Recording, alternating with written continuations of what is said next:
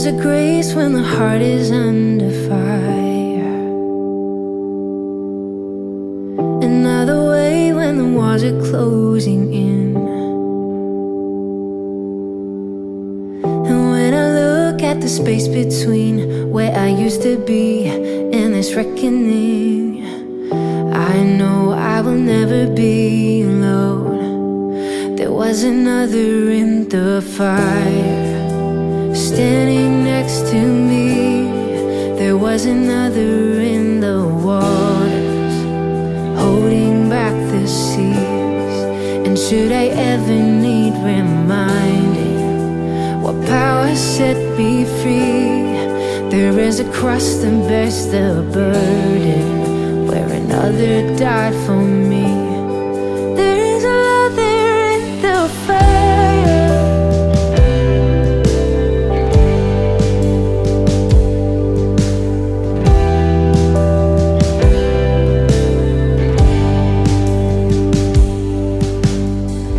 Oh, my dead left for dead beneath the water.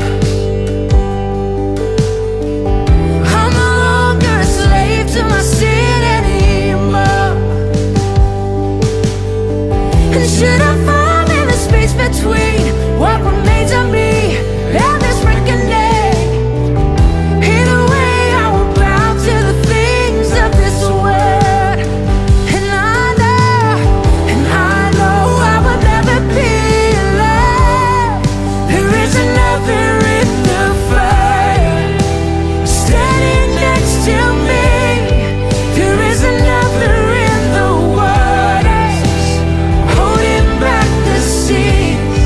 And should I ever need reminding what power set me free, there is a grave that holds nobody. Another power lives in me. I can see the light in the darkness as the darkness bows to him. I can hear the roar in the heavens as the space between wasteland. I can feel the ground shake beneath us as the prison walls cave in. And nothing stands between us, and nothing stands between us.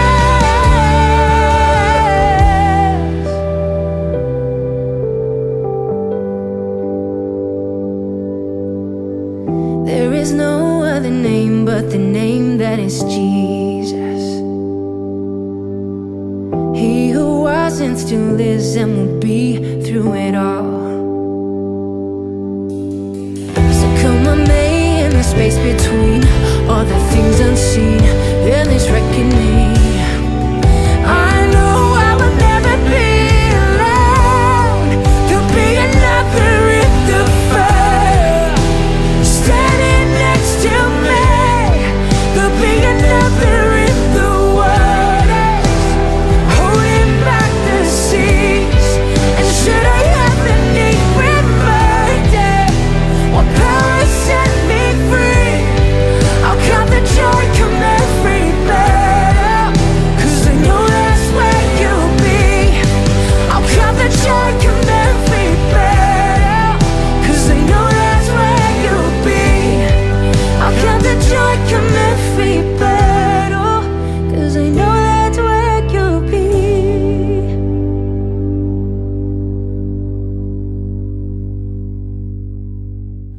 Hi everyone.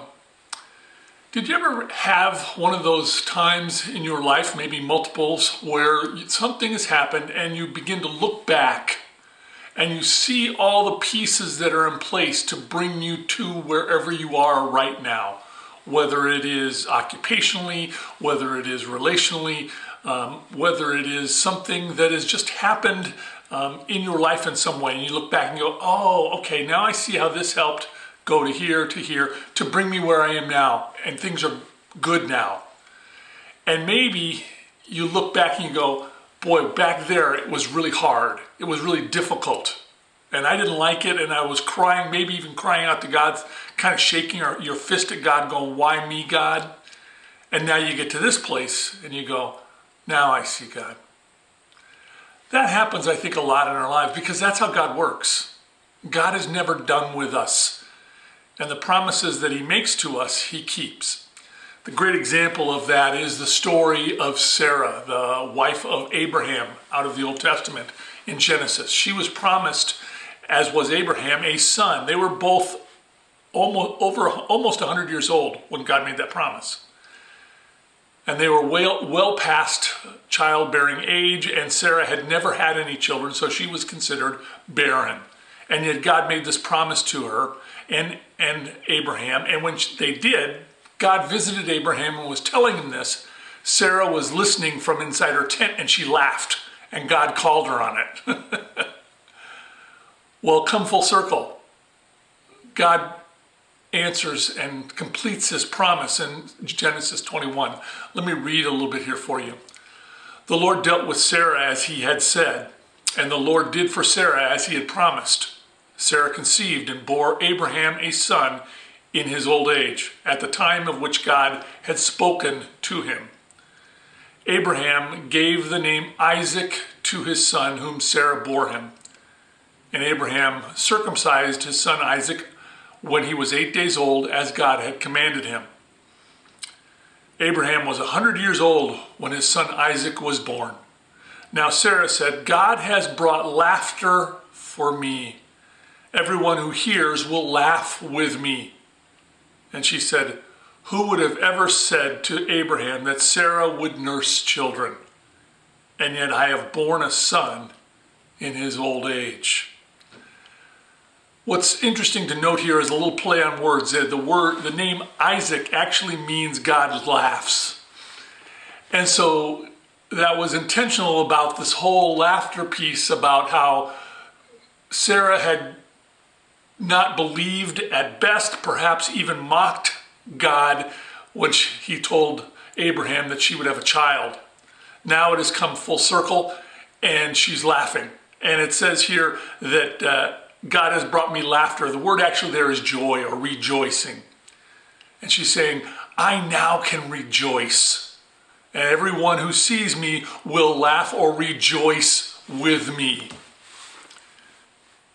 I think this is a good word for us, particularly in hard times, particularly if you are struggling in some way, particularly if you're wondering, where is God in all of this? Understand that God is in the process of moving us all towards the restoration that he desires of all of his creation. And he is working all the parts, even the individual important pieces to us, to bring us to a new place. And sometimes we can only see that when we get to that place. We can't see it while we are in process.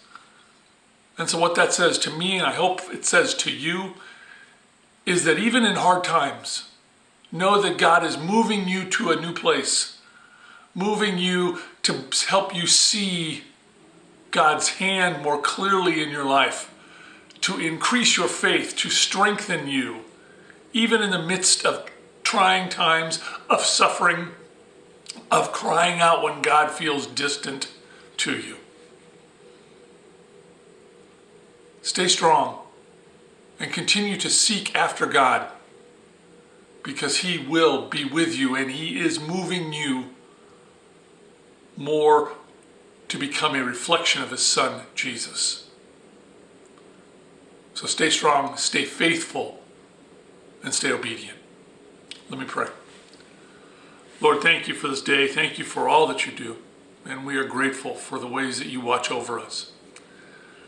Walk with us this day, O Lord, I ask. In your name, amen. Tomorrow on Friday is the beginning of the national gathering for our denomination called ECO, Covenant Order of Evangelical Presbyterians. It is an opportunity for all of us to listen to, I think it's 5 different main sessions that are going to be virtual and free, with some speakers and some music beforehand on Friday afternoon. I think it's into the early evening, and then Saturday in the afternoon. So I want to invite you to take advantage of it. Even if you only watch one of the sessions, I think it will benefit you. But what I would encourage you to do is either follow the link on our daily newsletter or on our website, or if you want to go straight to the ECO website, it's eco-pres.org,